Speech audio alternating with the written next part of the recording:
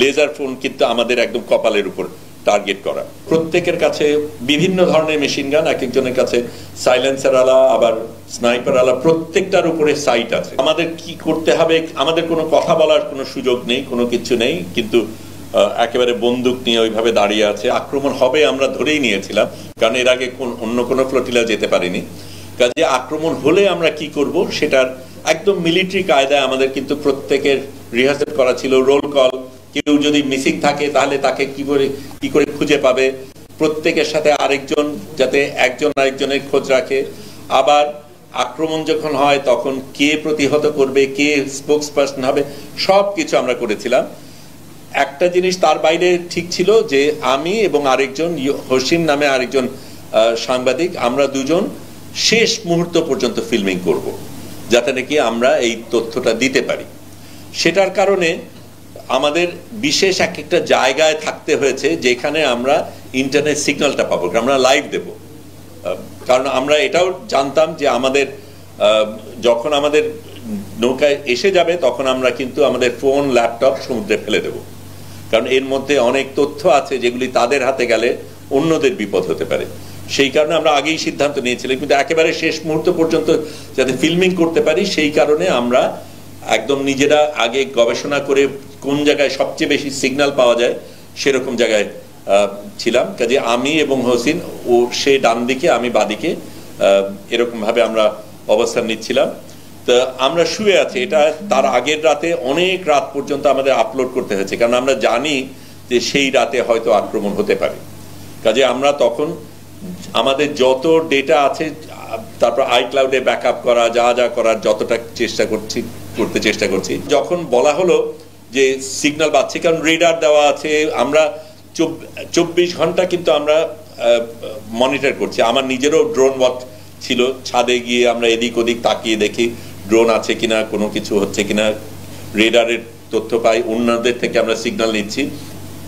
তখন হঠাৎ করে ওই সাইরেন বাজা শুরু করলো এবং হুয়াইরা তখন বলছে এটা কিন্তু আসল, এটা মহড়া না। তখনই তো আমি বুঝে ফেলেছি ঘটনা কি। তখন অন্যান্য কিছু না দিয়ে আমি শুধু আমার ল্যাপটপ এবং মোবাইল এই দুটো হাতে নিয়েছি, কারণ এই দুটোকে ফেলে দিতে হবে এবং আমার শেষ মুহূর্ত পর্যন্ত ফিল্মিং করতে হবে। আমি গিয়ে তারপর ততক্ষণ বসছে, ততক্ষণে অন্যান্য জিনিস চলছে, রোল কল চলছে ইত্যাদি। তার মধ্যে আমি ফেসবুক লাইভ করতে চেষ্টা করছি, অনেক ঝামেলা হচ্ছে, কোনোভাবেই সংযোগ হচ্ছে না। তারপরে খানিকটা একটা অংশ পেলাম, কেটে গেল।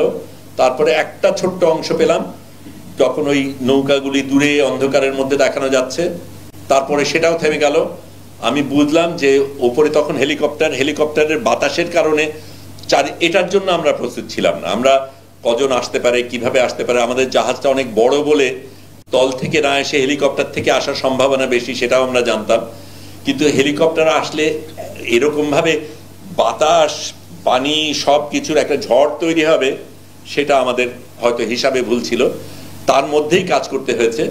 এবং যখন দেখি যে একেবারে বন্দুক নিয়ে নৌকায় জাহাজে নেমে গেছে উপরের ডেকে, তখনই আমি আমার মোবাইল ফোন এবং ল্যাপটপটা আরেকজনকে দিয়েছিলাম, কারণ আমার দুটো করতে গিয়ে ভুল হয়ে যেতে পারে। আরেকজনকে ইনস্ট্রাকশন দিয়েছিলাম আমার মোবাইল ফোন পড়ার সাথে সাথে তুমি ল্যাপটপটা ফেলে দেবে।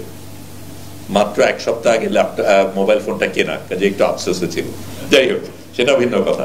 কিন্তু ওই পরিস্থিতিটা হলো। তারপরে এরা যখন নামলো, আমি গুনেছি 39 পর্যন্ত, কিন্তু আমার অনুমান 50 জন খানিক ছিল। আমি একেবারে এক এক করে যত গুনতে পেরেছি গুনেছি।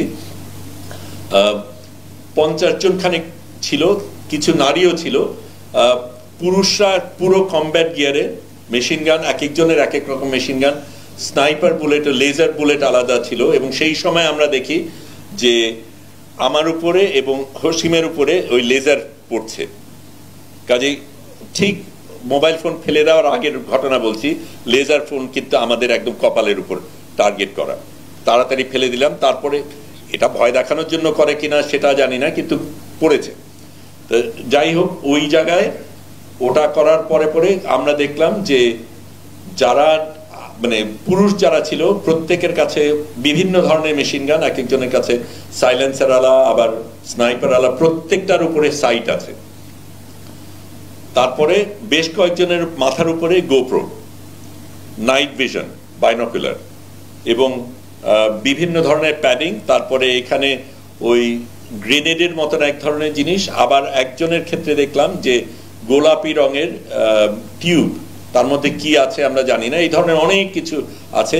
নারীরা যারা ছিল তাদের হাতেও বন্দুক ছিল, তারা কমব্যাট গিয়ারে ছিল না, তারা সিভিলিয়ান ক্লোথে ছিল, কিন্তু বন্দুক তাদের হাতে, প্রত্যেকের হাতেই বন্দুক ছিল। এইভাবে তারা নেমে সারা জিনিসটা দখল করে, আমাদের ভয় তো দেখাই, তারপরে কিভাবে কি করতে হবে সেগুলি বলে, তারপরে আমাদের এক এক করে ভেতরে নিয়ে যায়, নিয়ে আলাদা আলাদাভাবে আমাদের বড় জাহাজ, কাজে অনেকগুলি জায়গার মধ্যে আমাদের আলাদা আলাদা ভাগ করে তারপরে পাহারা দেয়। আমাদের তো তখন আর যোগাযোগ নেই এবং তারা কোনোভাবে আমাদের কি করতে হবে, আমাদের কোনো কথা বলার কোনো সুযোগ নেই, কোনো কিছু নেই, কিন্তু একেবারে বন্দুক নিয়ে ওইভাবে দাঁড়িয়ে আছে। আমরা আমাদের কিভাবে বসতে হবে, কি কি করতে হবে সেগুলি বলল। আমি বাকি আলাপে পরে যাই, কিন্তু এই জায়গায় আমরা তখন আমাদের কাছে পরিষ্কার যে এখন আমাদের গাজায় যাওয়ার আর সুযোগ নেই, এখন আমরা সম্ভবত ইসরায়েলি জেলের দিকেই যাচ্ছি।